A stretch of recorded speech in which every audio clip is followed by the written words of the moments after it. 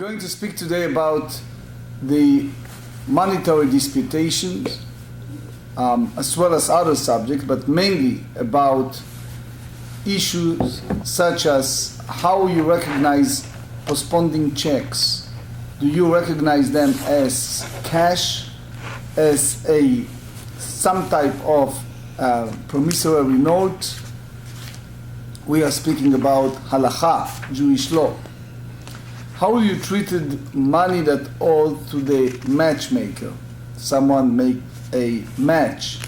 Can be between people, can be between jobs, etc. And it was agreed upon, shaking hand or verbal agreement to pay X amount.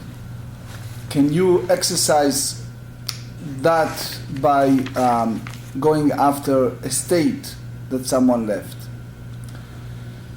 There is a term I learned in this country about X amount years ago. It's called significant others, and we need to examine that with Jewish law.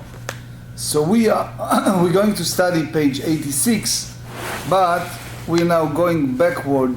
The page 85b, the bottom of the page.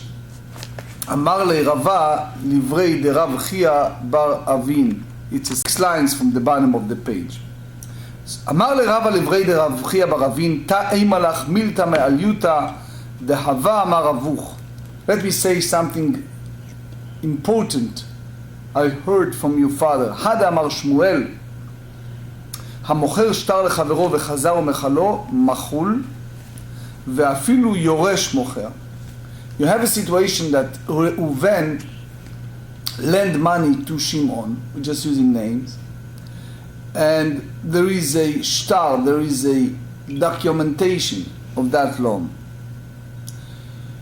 Now, since Reuven lent money to Shimon, and Shimon signed, for our understanding, a promissory note, Reuven took that promissory note, which carries value, and guess what he did? He sold that promissory note to Levi. Meaning, you see it in the business world, you have a retail manager or owner of certain business. So he has a pile of checks, and his vendor wants to provide him with merchandise, and for him the condition is he wants to see a postponing checks, so he pull out from his customers some checks and hand it over to the vendor. Do you know cases like that? Okay. So now the question is, in our situation, if Reuven machal al achov, if Reuven said, I let go the debt, does that mean that it's over? Especially if he's no longer among the living and there is an heir, meaning there is an inheritor. Is that taking effect? Especially since the subject that we are dealing in the past several days is a husband and wife.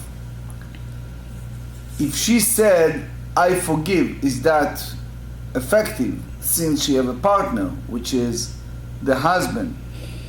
Since the husband is part of that, it's not total up to her to make those decisions.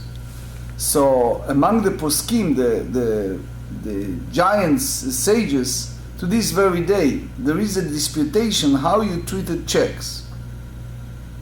Do you treat a check, especially postponing checks, as a kesef, as a cash, as a money that available right away, or as a money, or a shtar, as a promissory note? Why? Because if you tell me that you treated as a money, so the idea of forgiveness, to let go some of that money, it's ineffective in some cases. If you said that you treat it as a promissory note, then forgiveness, it is an effect. So here he said, if they lender, he, for our names, we just use names, Reuven. If Reuven lend money to Shimon, and he get in exchange a document that said that Shimon owed him that money, let's say 100,000. Reuven lent to Shimon $100,000.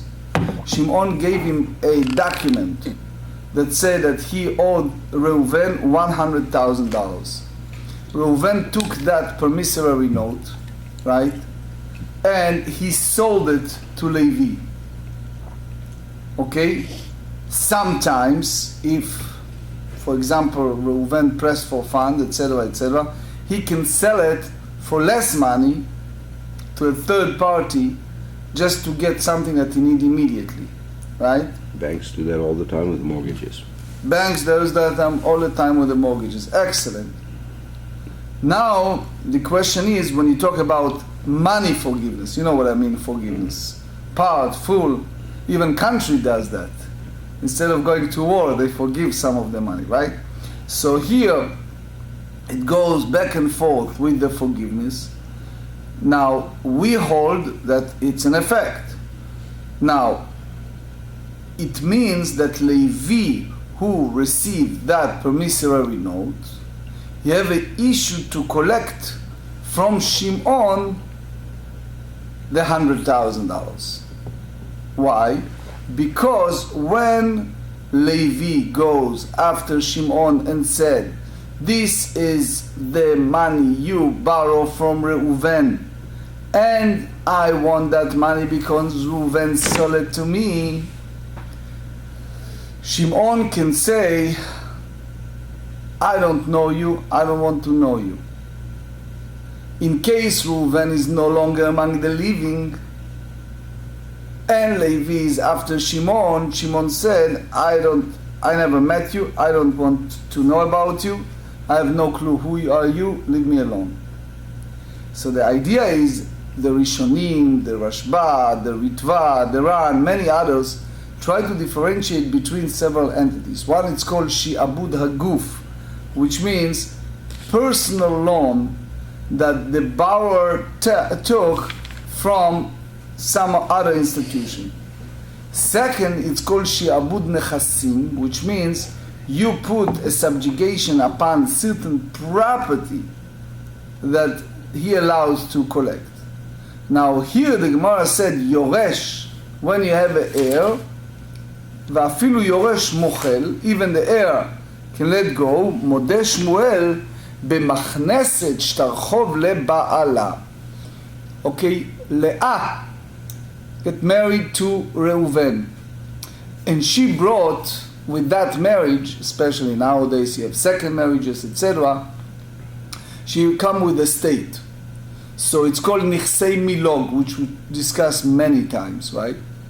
One of the Nichsei Milog, one of the estate that she come in the domain of the newly married is promissory note.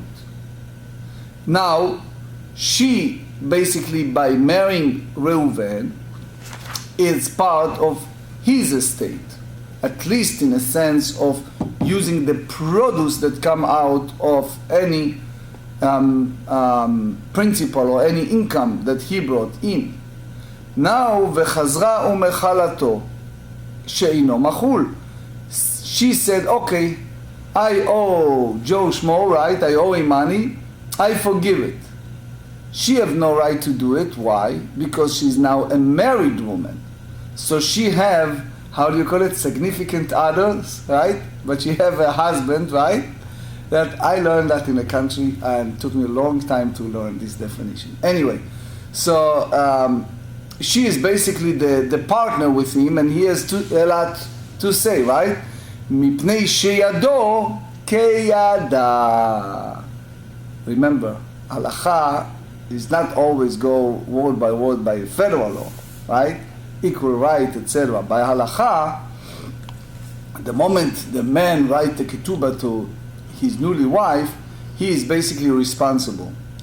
So the responsibility goes both ways by halacha. He needs to protect her, he needs to shelter her, he needs to take care of her, he needs to be the provider, etc., etc. But by the same token, she committed to him. And part of the Ketubah contract saying that there's no hidden stuff between them. And part of that is the idea that she has no right to forgive some of the estate, that now it's a joint estate. Right? Nichsei milog, right? What? Milog. We talk about Nichsei milog. So they're equal when it comes to this with the milog property, but Tzon Barzel, she holds a stronger hand, is that? Tzon Barzel, she go regardless. So if Right. tomorrow she divorce or widow, it go with her no matter Right, what. no matter what, right. And she kept the so same she holds value, no matter the what. strong That's hand the idea on of that. Barzel. The- Milog is, Right. you know, he has the access, he To has the, the he right. has the right to the profits, but All right. קרבתי דרב נחמן זבינתי לכתובתה בטובת הנאה. So the assumption that some people who are pressed for fun, good morning, so a relative of Rav Nachman, she sold the Ketubah contract in low price. That is just in a way very little. Here is the point. When Reuven married Leah, she getting this Ketubah, the Ketubah, it's basically her security. Because in some cases she married him with no property, with nothing, and again and again, the Torah, the rabbis want to protect her, wants to make sure that she's not left with nothing, especially, God forbid, if she loses her husband, in case of divorce, etc. We want her to be protected. So therefore, when she got married to someone in the Ketubah contract, is a certain commitment, monetary commitment as well. It's the shelter, the clothing, etc., and the money.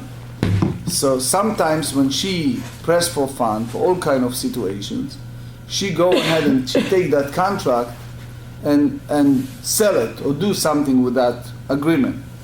So she basically take that contract, she gave it to somebody from outside.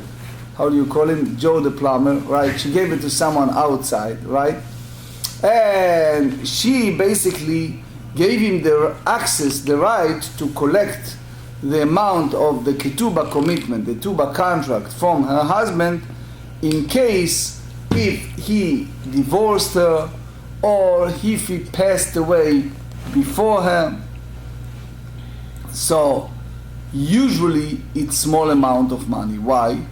Because the buyer, quote unquote, the one who's willing to give her cash or whatever it is, he usually buy it almost like buying a promissory note that you buy it for. Is like people buying a bank note. Right. So when you're buying those things, you don't know, you put your money in a big quandary, you don't know how it ends up, so you pay much lower than the amount it's written in that contract. You don't know when things happen. You don't know how long it takes a husband to pass or them to divorce, etc. Right? For example, if she passed before her husband, Rashi explained, so it's nothing. So it's like you're paying for zero, for something that you don't get anything. Or if the husband never divorced her, so by giving that stranger that ketubah, it's meaningless, right?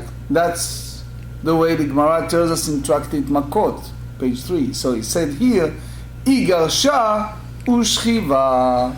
So in that case, guess what happened? She divorced, and then she passed. Now the problem is, she left a daughter. So the moment that she divorced, the husband commit himself to pay what? To pay the amount of Ketubah contract that he signed with her, right? Now, when she passed away, her daughter inherited what? Ketubah, right? Because she was the only heir. And that applied to all the rights that it's written in Ketubah contract. Atu katav eila livrata. The problem is that when mommy was alive, she needs cash. So she went to what's called in the modern days hard money lenders. And you know, those guys are sometimes not the nicest guys, right?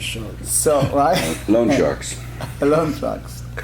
So she gave it to them, and they gave her some money. And those guys, they are now purchased the Ketubah from the mother. So they came after the daughter, and they said, we have the right over that Ketubah. You, being the only daughter, has no right. So here's the conflict. You have a situation that the mother sold it to a stranger, the Ketubah right. The mother divorced, which means there is money available. The mother passed. The daughter wants the money of the Ketubah of the mother, and the stranger that purchased it when the mother was married wants the right over the Ketubah. So they go to the court, right? Amar lehu Rav Nachman. Remember, Rav Nachman is the name of the rabbi that was usually the supreme judge in that time. It's not clear here to whom he said it. He said it to people who bought the Ketubah. Most probably not. Maybe the relative of the daughter, maybe he said it to his disciples. It's not clear. So anyway, he said, Leika delisbala eitza. Come on. You are smart people. So no one can give the daughters advice in this situation. What's going on here? Page 86, Teizil ותיכלה לכתובתה דאימה לגבי אבוה ותרתה מיני. Here, it's like a good attorney. They came up with the way to circumvent the guy. So what did they say? She should go and forgive her mother's marriage contract for her father, which means, Rashi explained, the moment she's selling the Ketubah, the mother transfer the debt, meaning the money that her father in the future is going to pay when she will divorce, and therefore we have the principle that even heir can forgive the debt that the one who inherited for him. So therefore the daughter can forgive the father the debt toward her mother. V'tertei mina, and she will subsequently inherit the sum of the marriage contract from him. So it means that's go when the mother passed. But if you have a situation that even the father passed, so by passing both parents, she's forgive to herself. So how does she have the right to forgive the Ketubah if it belongs to the loan sharks? Because it's not yet totally in their domain. It's now in the hand of the court, in that sense. It's not totally transferred yet. So he basically, since they are both parties, you have to know in Jewish law, basically both parties agree upon, in some cases they signed up in advance, that whatever the three judges who are sitting in rabbinic court rules, they accept. So both party goes there. By the way, in Israel you have some secular companies that go before the Beit Din, and they even prefer Beit Din than the secular court, either because of the process time or because of the truth that come out. But the idea is that both parties agreed. So the lender agreed to go to the court, to rabbinic court. So it's now in quote unquote in the hand of the court. Since she forgives, Sham'a, she listened to the advice of Rav Nachman, as la achilta. So she went ahead and she forgave her father obligation in the marriage contract, and basically it circumvented those issues. So after that, she basically indirectly have it. Amar Rav Nachman, asinu atzmeinu korchei hadayanim. What is Orchei HaDayanim? That's the Mishnah in Pirkei Avot, chapter 1, Mishnah 8. The idea is, it's not correct to advise someone in a way how to circumvent the other party. And in that sense, Meikar Amasavar, originally what Rav Nachman hold when he advised her, Ulvasof, and then he backed out, my Savar. Meikar Savar Misarcha Lo Titalem, she was a relative. It's Isaiah 58 said that you should take care of your relative. So he gave her advice how she's going to win the case. Why? Because he wants to help his relative. Right? Ulvasov Savar Adam Chashuv Shani. So then he figure out a person like that. It's like you're teaching people to be untruthful. In short. Now the Rishonim, many, Ritva and many others, said, in one hand, he wanted to help the orphan. On the other hand, he set it up in advance that he will say that we should not do that. So he played in both ways. He set it up in advance that he's going to back out, but first he advised her. And he did it because he wanted to help an orphan. Yes. I got a hypothetical question to ask. If we have any problem between us here, right, in the shul, should we take this to a beredin and don't go to a regular court? Absolutely. Because Absolutely. But like Jews, we don't supposed to take it. I know many Rabbanim have a contract with their shuls, many Rabbanim, so that they said that any matter of disputes in the rabbi's contract, they said we go only to the Beit Din, no Yeah. secular courts. right. Yeah. Okay. Anyway, Is there any concern that this ruling essentially would discourage people from making loans against the Ketubah? See what I'm saying? Because in this situation, it's basically impossible to collect. we said earlier, Or are they trying to discourage those kind of loans? Maybe that's what the sages are trying to do, is they don't want those kind of loans to happen because of the issues involved with them. I mean, is that... the idea is a response of Khatam Sofer in regards to the whole idea of using the Ketubah. You have to remember that when a woman does that, the assumption is that she's in such a pressed for funds Right. situation that that's the only access to some cash or something she uses. The risk that anyone gives money in exchange of that, it's like very high. So therefore, usually what those people, shark loans or whatever it is, they get it for very little. Meaning it's Right, I understand their that. risk is Because, high. they got to But manage it the is risk. valuable because the moment it's a Ketubah contract, it's a valuable the promissory note. Right. גופה, אמר שמואל, המוכר שטר חוב לחברו. Shmuel said, one who sell a promissory note to another, like mortgage banks, right? וחזר ומחלו, and then the lender forgive the borrower, מחול ואפילו יורש מוחל. It's forgive, and even heir can forgive.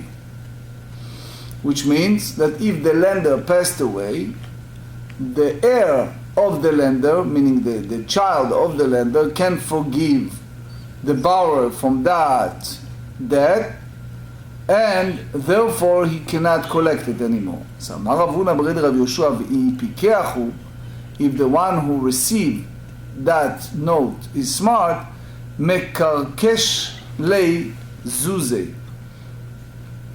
which means he should offer him some money in order to avoid him to make a clandestine deal with a lender that he will forgive him this promissory note. וכתב להשתרע בשמי, he should write a new promissory note for him on the name of the borrower.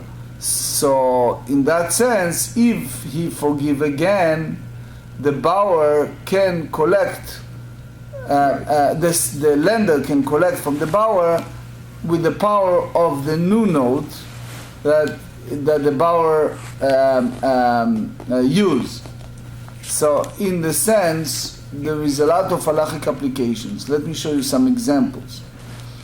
Someone, Reuven broke the eyeglasses of Shimon. So what happened now?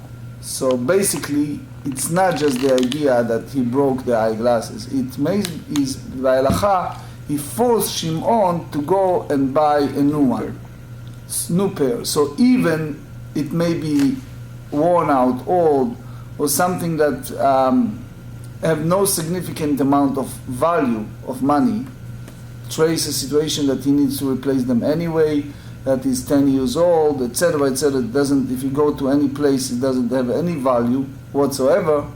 But by forcing the other party to go ahead and purchasing a new one, he basically created a new situation. That's the view of halacha. Mar man deda'in dinat de garmei. That's the idea of garmei, which means that you have here liability of indirect damage, and maintain that someone whose actions cause damage is obligated to pay even if he has not directly harmed another. Right? You scare someone, it caused him to have his eyeglasses fall to the ground and broke, right? So even those eyeglasses have no significant amount of value. By doing so, you force him to go ahead and buy a new one. That's called garmei. You own eyeglasses, you know they all have significant value. These things aren't cheap. Right. Mag bebe dmei shtara me'alya. He can go and get the full value. So if the lender forgive the promissory note, so he collected as a payment for damage, man de lo da'in dina de garmei, one who does not judge case of liability for indirect damage. So he said, mag bebe dmei neyara be'alma. So he collect only the value of the paper, which means that the document, the way it's written. So Haga'a or Shri, he brought Rashi in Tractate Bava Kama. So he said it was the issue of Rav Ashi. When he was a little boy, he burned a document of someone. So they said there is a notion that when a boy did the damage, when he grew older, meaning when he passed bar mitzvah, when he have income, it's adult, etc., so it's a notion that he needs to pay. Right? When Moshe Feinstein said that it's incorrect, he said if someone wants to do lifnei mishurat adin, if someone wants to go an extra mile and pay, that's nice. But to say that you request a minor to pay for something that he did when he was a minor, now because he's a mature adult he needs to pay for that, it's not the requirement by the dry law. For sure there are stories. There's a story about Noam Elimelech that he did teshuvah for hurting his mother when he was a baby, the way that he nursed his mother, and she used to cry because he used to bite her, whatever. So that's a famous story. Anyway, I explain in my book on Rashi. Rashi said here,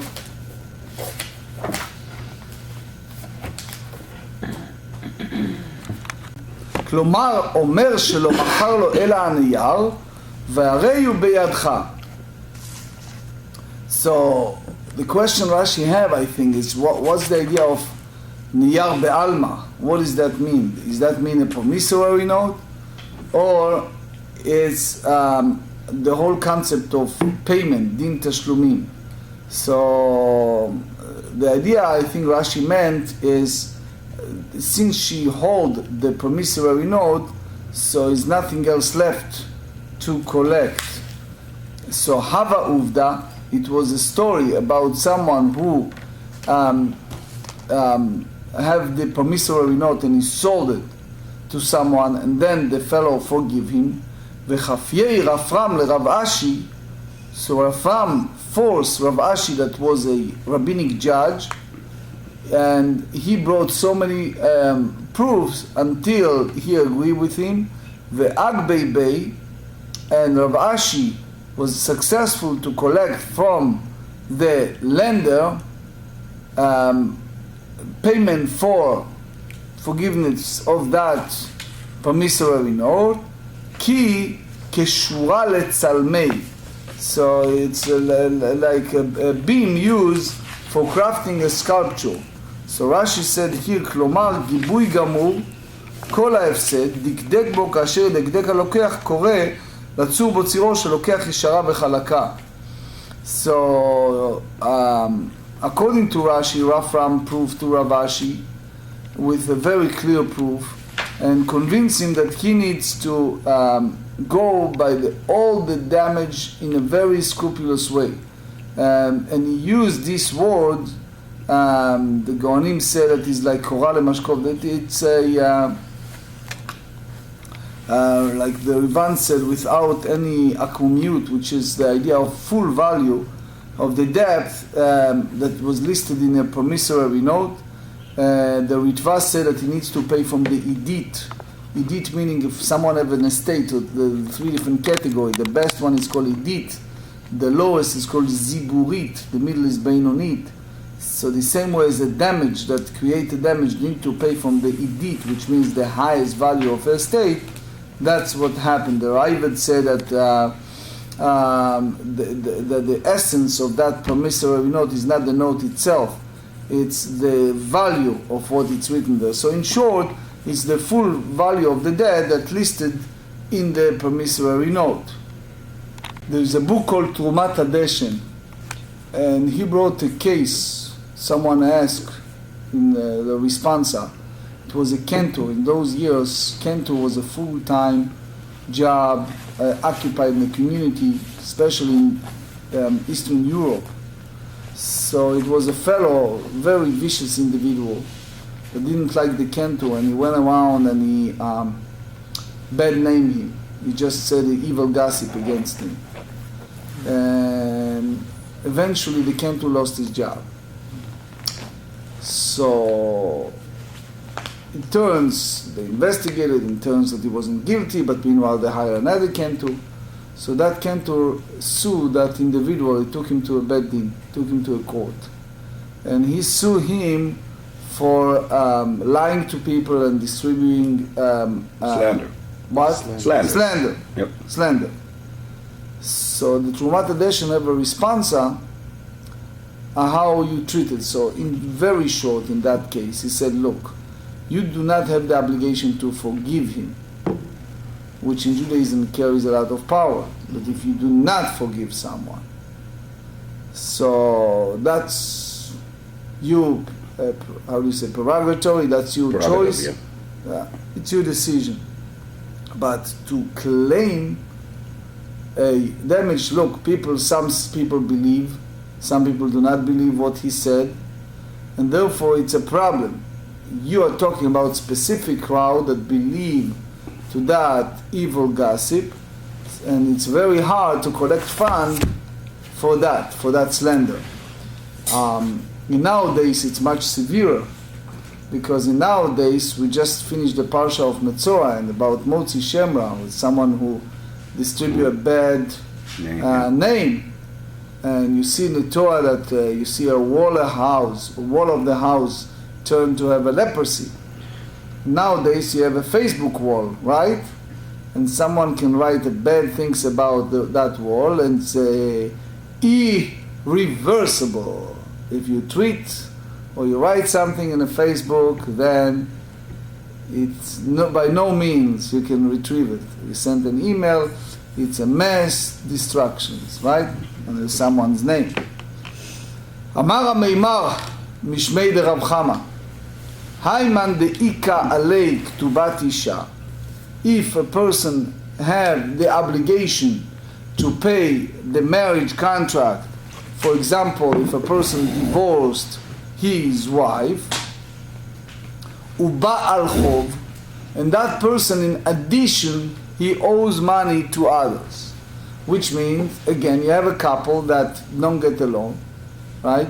And the man wants to divorce his wife, but his problem is that he's not only need to pay her the amount of ketubah, he also owe money to some people, to someone.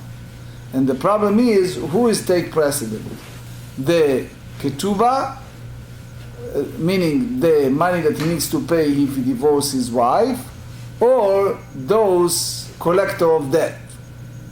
So they said here, ve'itlei ar'a, ve'itlei zuzei, he has two things. He has estate, and he also have cash.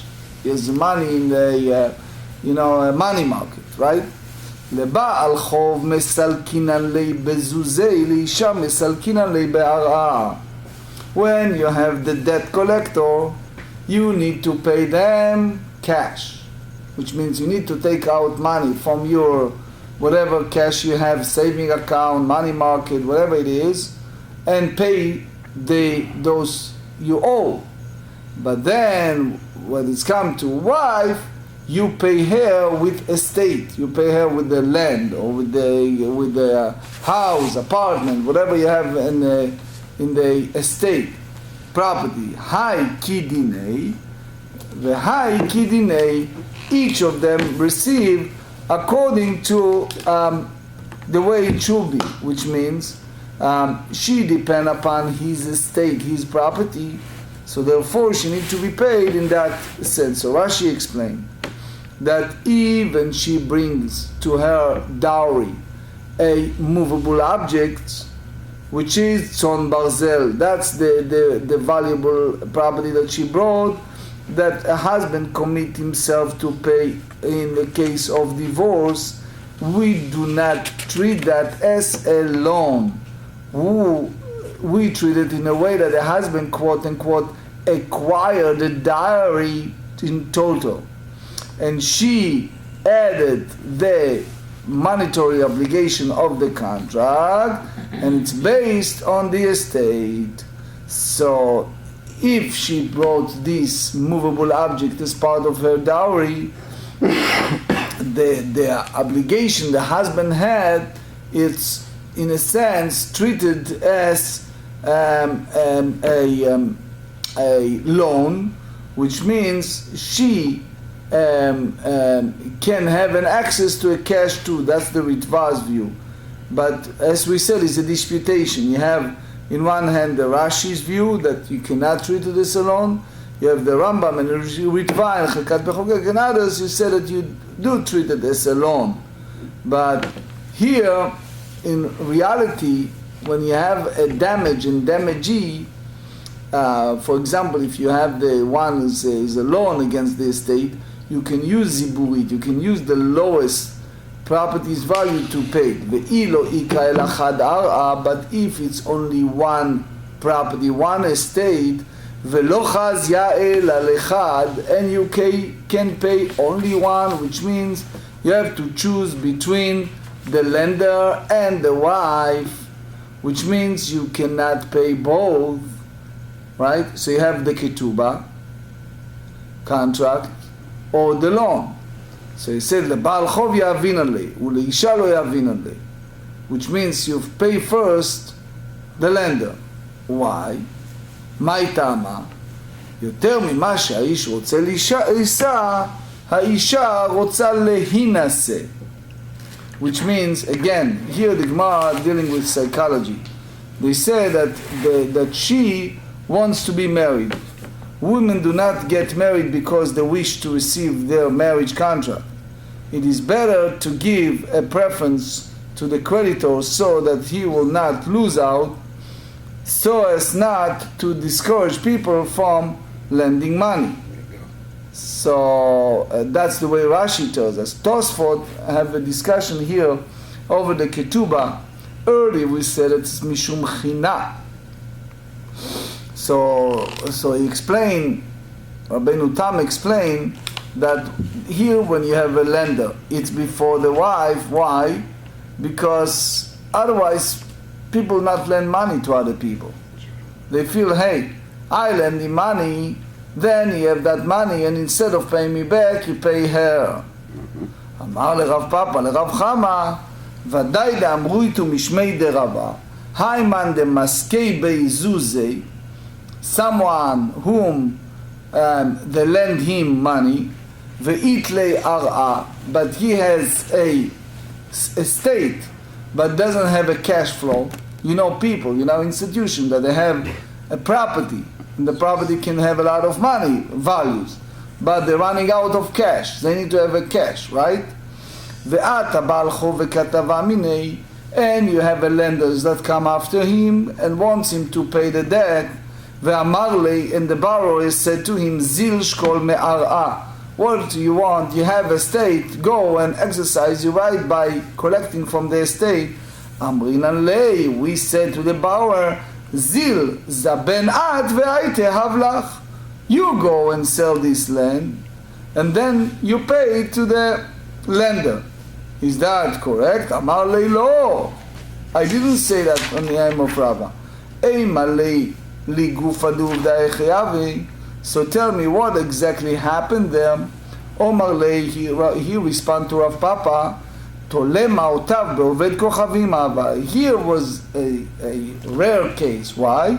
Hu asa shelo ke'ogen, lefikach asu lo shelo ke'ogen. So this guy dealt with idolaters, right?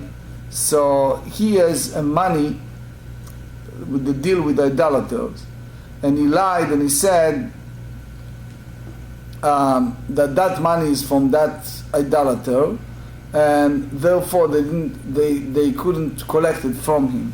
So he basically lied in order not to pay the money. So imagine Reuven lent money to Shimon, and Shimon doesn't want to pay it. So when Reuven comes and says, I know you have this money, he says, no, that money came because I went to that idol worshipping place and they pay me for my job there. So Reuven doesn't want to have anything to do with that money. But in truth, it was a lie. He just didn't want to pay. So therefore, the sages, the judges impose on him in that case more than they need to know by the dry law. So therefore, they force him to sell the estate in order to pay him the cash. So Tosfot wrapped it up and said to us that there are three different categories of monetary obligation. If it's a lender, you have to give him back cash, if you have that. If you can't, then you use the estate. If you have a damagee, you have to pay for the edit, for the best estate you have, even you have cash. Third, if you have a employee that you have to pay cash, which means you have to pay right away. If you cannot pay, you have to sell the estate in order to pay the employees. So there is in our days a big question in regards to matchmaking. There are some people, you go to someone says, I'll pay you $5,000-$10,000 if you find my child a match. All right, or if you find whatever, me a match, etc. And then the fellow went ahead and make phone calls and make connections and work hard and set up that person. And it's all setting up and good, and all of a sudden the fellow doesn't want to pay. Right? So in those days, it was a case, the rabbis, that the matchmaker said, you know what, I make a deal with you and I help you, and I want that money to go to tzedakah, to poor people in Israel. And then the fellow did not want to pay, and eventually took him to court, and the court said that he needs to pay. So he said, all right, I'm going to pay, and you said it's for the poor people in Israel, I'll send it to the poor people in Israel. The answer is no, you have to give it to a matchmaker, and he will pay to whoever he wishes to. It's his tzedakah, it's not yours. All right? אמר לרב כהנא לרב פאפא לדידך דאמר פריעת בעל חוב מצווה. You said that the obligation of the borrower to pay the lender, it's from the important fulfillment of the mitzvah. The Gemara said that we learn from the pasuk in Leviticus 19, Vehim tzedek yelachem, which means that you have the obligation to be truthful with the measurement, to be truthful of the commitment. And Rabbi Akiva Iger asked question when someone nodding his head, if that's considering as acquiesce, as agreeing to that. Amar lo nicha li de'eved mitzvah mai. If someone said, it's a few explanation what exactly it means, but if person said, I don't want to do mitzvah, for example, you have mitzvah of sukkah, building sukkah, ad chomesh, up to 20%. So it's a question in the poskim, in the rabbis, if that's from his money or not his estate, because when it's come to paying debt, how far you go. So it's a book called Sha'arim HaMetzuyanim Ba'alacha. Rav Braun explained, if a person refuses to do sukkah, so sukkah itself to build is called hechsher mitzvah. The mitzvah itself is what? To enter the domain of sukkah. So here the chidush in the Braita is they basically punish him for if he doesn't want to do hechsher sukkah. So the Ktsot HaChoshen and Rabbi Akiva Iger and others ask if a person refused to eat pork, right? So that's basically a negative commandment. So the idea of receiving the 39 malkot is instituted here, but versus when it's come to someone who refused to build sukkah, so you give him until the tetzeh nafsho. So how come in mitzvah taseh, positive commandment, he received malkot versus in lo taseh? So Meir Eric explained in his book Minchat Pitin, he explained that a person that wants to eat bacon, right, if a person does all of this manner, it's called mumar leteavon, which means he have this type of desire. So therefore he received 39 malkot. But if a person doesn't want to do arbaat aminim, or he doesn't want to build a sukkah, that's called mumar leachis. So that's the idea of עד שתצא נפשו. אמר לתנינא במה דברים אמורים מצוות לא תעשה. אבל במצוות עשה, כגון שאומרים לו עשה סוכה ואינו עושה, לולב ואינו עושה, 6b, מקין אותו עד שתצא נפשו. So this is up to that point. As we said, the מנחת חינוך and a קובץ שיעורים ask, you see here that paying debt, it's מצוות עשה.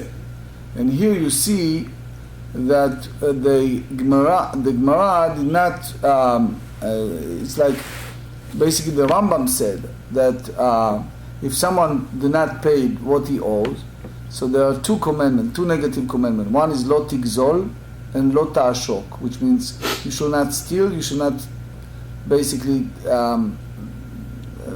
pay back what you owe. So there are two loving, two negative commandments. But if a person cannot pay it now, so it's a violation of mitzvah daseh, positive commandment, that it's a priat chov, that paying off the debt. If a person give a get to his wife, and he said, it's in effect, this get only 30 days from now. והלכה וניחתו בצידי רשות הרבים. מהו? She take that get and she put it in a public domain. So is that in effect or not? Is that considering in her domain or not? So it means you can put the get with the condition, but if in between the get, for example, was burned, or it's not in her domain when the time comes, so that get is not an effective one. She needs to have it when you exercise that right of fulfillment of that get. So Amarlei eina megoreshet, she is not considering a divorced woman. The Rav Ushmol the Amrit Ravayu both said, V'hu shetzvurim umunachim b'rshut harabim.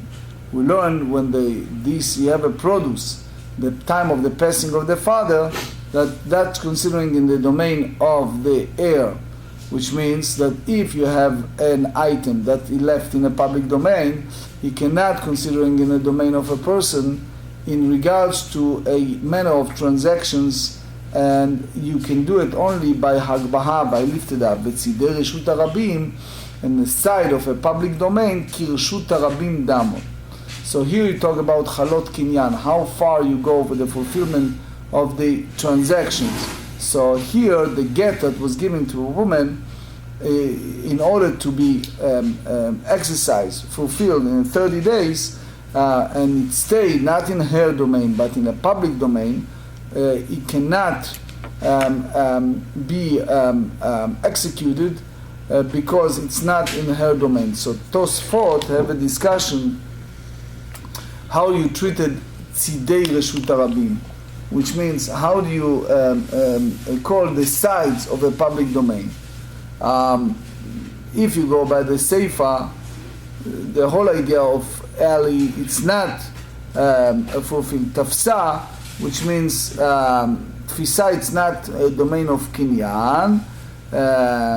So as long as she's not carried the get, she's not considering a divorce. Adraba. מגורשת דרב נחמן, דבר רב נחמן הרב הרבוע, אומר לחברו משור פרזו ולא תכף גורל 30 יום. If someone sell, for example, in those days a cow, and he said move it, but that actions is not in effect until 30 days from now, kana. So when the 30 days pass by, it's his. So Tosfot explain that that's the idea of kinyan meshicha, ואפילו עומדת באגם, even it's in one of those lakes, etc., etc., it's considering by his honor for all this manner of transactions between parties. My love, hainu agam, hainu tzidei reshut harabim. So you treated the same way as a meadow, as side of a public domain, which means, therefore, if you have a get that was left in a public domain, it's considering the other way around, that is like in a wife's domain, and therefore the divorce would take effect. So it said, lo, agam lechud v'tzidei reshut harabim lechud. You treated a meadow in one way, and the public domain in the other, which means you cannot compare one another. The side of public domain, it's considering more public domain than a meadow. Ikra de'amre, amar lei megoreshet, מי דאמר רב נחמן וצידי רשות הרבים כאגם דמי. So you treated the same. אדרבה, אינה מגורשת דרב ושמואל, מה אליו? היינו רשות הרבים, היינו צידי רשות הרבים, לא רשות הרבים לחוד, וצידי רשות הרבים לחוד. You treated the public domain, it's one domain, and the side of public domain is a separate domain, and you cannot make them the same. It's like a meadow. So it's a discussion among the Mefarshim in regards to Kinyanim, when you have a Tfisa lachar mita, if you collect something after a person passing. So why you have all this discussion? Because the halacha follow Rabbi Akiva, not Rabbi Tarfon. So the answer is, even according to Rabbi Akiva, you have to differentiate between a meadow, the side of public domain, the public domain. So that's the reason why you have all this discussion to clarify the definition of each domain. The next Mishnah, dealing with business, that the husband put his wife in a certain business, and he asked her to take an oath for certain things that turn in a way that he is not so sure if she's truthful or not. Okay? Moshe Weisblum, husband took his wife and he asked her to be in charge of the grocery store. He's selling the produce, he's selling the wine, and he wants her to be the manager of the store. Or Shemina apotropia. So he make her the guardian of his estate, which means to rent an employee, to hire an employee, to people do the job, salespeople, etc., for his business. If he suspected that she is not truthful with him, so he can demand her to take an oath. So in general, you should know that the Gemara said in Tractate Ketubot, page 45, that the persons that hire someone to work for him, and he suspected anything while he wasn't there, in those days it wasn't surveillance, right? So therefore he has the right to call upon him to take an oath for certain things, right? If he is not so sure if the person is totally truthful with him. That was way before private detective and Sherlock Holmes and all these people, right? Earlier. Now, when it's come to a husband and wife, Rabbi Eliezer go the next day. He said, "Afilu al pilcha v'alisata." Even in the small, minute things like spindle, door, the household. So he can ask. It's not just store. So there is a book called Chavalim Baninim. In that book, he asks a question nowadays: how you treated a situation like that? Because in general, we have the rule Mashkanta Isha Kana Ba'ala, which means nowadays we have to be very careful. On one hand, we try to avoid vows, matter of oath. We take it very seriously. But here you have a situation. The Beit Yitzchak asked that question: how you treated Ketubah? You can't treat it as like an equal right by any means, right? So Ibayalu Rabbi Eliezer Alidei Gilgul Kamar or Lechatchila Kamar, which means sometimes someone owes someone something. So he asked him to take an oath. But here it can be a situation that it's already another case involved, and basically you ask a person to take an oath for double situations. Since I ask you to take an oath, I want you to take an oath also for so and so and so and so, etc., etc.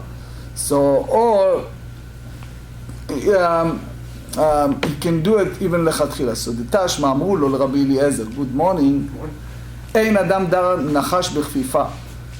Imagine, she needs to live with a man that he is constantly demanding her to take an oath, which means sometimes it's close to impossible to live with such a difficult person.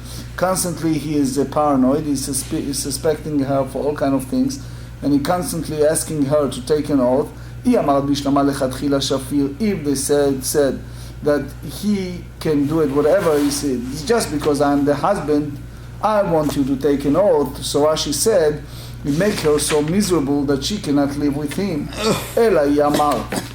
So it means how far you can ask her to take an oath for something that he suspected. So so if he can do it by imposing the oath for other matters, so what's the difference? She already owes some oath, so it can go for the other things as well. The Amrela kevandi dekayacht batrai kuleai lo matzina dur ba'adach. So the life is so miserable. The wife said, look, he is after me all the time, he wants me to take an oath here and oath there, and it's so difficult to live with him. So our goal is to bestow peace between husband and wife. And how we'll be able to maintain that when we give him the right to requesting her to take an oath for anything. Tashma, הרי שלא פטר את אשתו מן הנדר ומן השבועה. Here we bring an addition braita that we can reconcile this Tanaic disputation in the Mishnah. If the husband turned to be strong, adamant, very persuasive, he wants to have her taking an oath. vow, oath, והושיבה חנוונית או שמינה אפוטרופיה, הרי זה משביעה כל זמן שירצה. Look, he can come and say, I put her to be in charge in the store. I suspected that some money go to pocket or hiding for me. I want her to take an oath. So he can do that. לא שיבה חנוונית ולא מינה אפוטרופיה, אינו יכול להשביע. Just to ask her to take a vow because he wants to take a vow, he needs to have a cause for a vow. Meaning, if she was in charge for his estate, if she was in charge for his store, and he have a slightest chance of suspicion, we have a foundation to request her oath. But just to ask her to have an oath and make her miserable, it's a problem. It's like a practical discussion among the contemporary rabbis, if couples go to a process of divorce, they separated or whatever, and they go to a back and forth with a get issue, tahalichei gerushin, okay, they are in the process. And since she is not totally divorced from him, he maybe, we don't say definitely, but maybe wants to torture her and use his right to ask her to take a vow constantly. Is that permissible? So, here you have Rabbi Eliezer. Rabbi Eliezer omer, אף על פי שלא הושיבה חנוונית. Even though, for example, was asked to be in charge for his grocery store, ולא מינה אפות רופיה, and he doesn't make her the trustee or the guardian for his estate. הרי זה משביעה כל זמן שירצה. He can ask her to take a vow as long as he need to. שאין לך אישה שלא נעשית אפוטרופיה שעה אחת בחיי בעלה על פלחה ועליסתה. It can be to be together without sometimes she is being charged for something. אמרו לו, come on, אין אדם דר נחש בכפיפה אחת. So the rabbi said to him, wait, we as a rabbi strive so hard to bestow a husband and wife peace. Our goal is to build families, to increase love between husband and wife. We are not here to create more conflicts. And one of the goals of this institution of Ketubah, an institution of us involved with the family lives, is to improve the relationship between husband and wife. How many rabbis to this very day dedicate their lives voluntarily to listen to husband and wife's issue and try to bestow peace, shalom bayit, between husband and wife. I can attest to my great, wonderful father, may Hashem give him many more years of good health. He was a Rav of a shul for 53 years of his life. My dad, God bless him, for decades, he gave his heart and soul for people. I remember as a child, we sometimes cannot sleep in the dining room. You see a husband and wife 11 o'clock at night fighting, and dad tried to bring peace and he never get paid for that. So the goal is, she says, I cannot live with a snake the same place. What does that mean, snake? He tried to really be in control in a sense that he abused his right.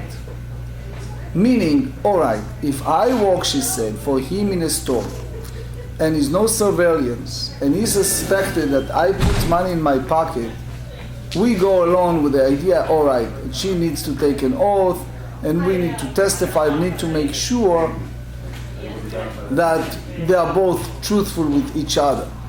That's acceptable, understandable, reasonable. But just to torture me because he is the husband and ask me constantly to take a vow, that's an overwhelming request. And therefore, lechatchila, shma mina.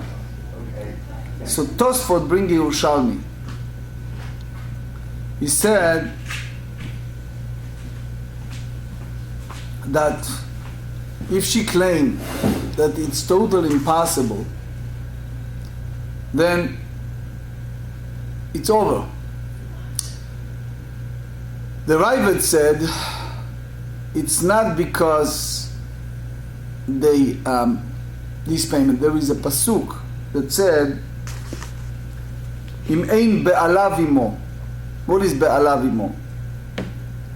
So it means be'alav imo, that they are in a way corresponding partners. So the Mishna Lamelech explained, look, sometimes there are things that are broken in a house, right? Whatever it is.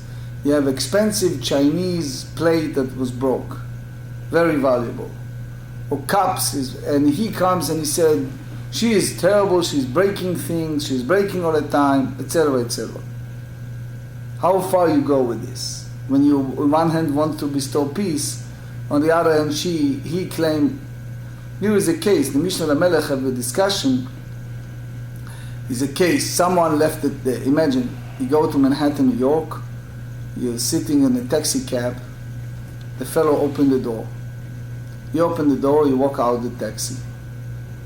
And he was so preoccupied, he needed to catch the train or whatever it is, right? He ran and he didn't close the door. And a car came by and hit that door, right?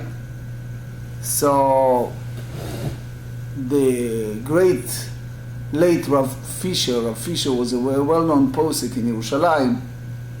He bring the Ravid that he said that the reason he needs to pay for that, it's because of Dinei Shmira, that he needs to guard. He needs to guard, which means he cannot claim that since he left the cab, and since he is out, and since he paid the labor of the employee, which is the drivers, he still has a responsibility. He still has the responsibility. True, yeah. So in that sense, here the big discussion is how far you go with this. But in short, it said lechatchila shma mina. So the way we understand this braita, that the disputation between Chachamim and Rabbi Eliezer goes by the second avenue that the Gemara offered, which means, according to majority of the sages, the husband cannot ask his wife to take a vow if she was not the guardian of his business, etc. So even she's doing the house needs, taking care of the kitchen needs or house, he do not treated her as shvuat apotropus, like taking an oath like a guardian. Why? As we said, ein adam darim nachash b'chfifa achat. You cannot live with snake the same place, as we explained earlier. Rabbi Eliezer disputed that. Rabbi Eliezer hold that the husband have the right to ask for oath, even for a matter of a household. So the disputation is when he is not appointed her as apotropia, which means he did not make her as a guardian. So then is a disputation. However, everyone agrees, that's the way the Rosh explained and the Rambam explained in the Mishnah.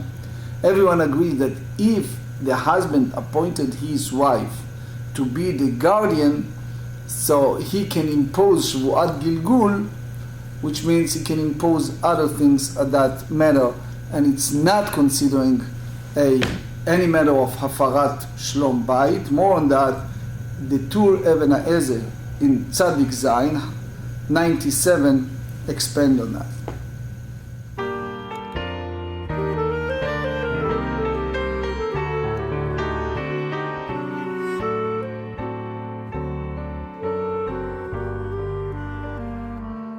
Boyachem leshuloim malachai yeshuloim malachai